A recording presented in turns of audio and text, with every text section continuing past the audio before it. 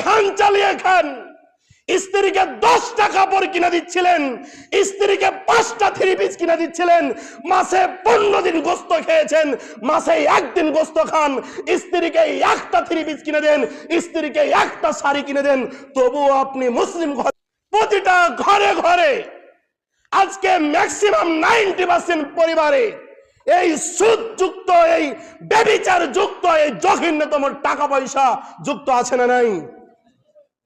সন্তান লক্ষ লক্ষ টাকার মালিক, হিসাব করতে দেখতে পাওয়া গেলে হারাম টাকায় যুক্ত আছে। কি টাকায় যুক্ত আছে? হারাম টাকা। ভিক্ষা করে খাবেন, ভ্যান বোঝেন আপনারা?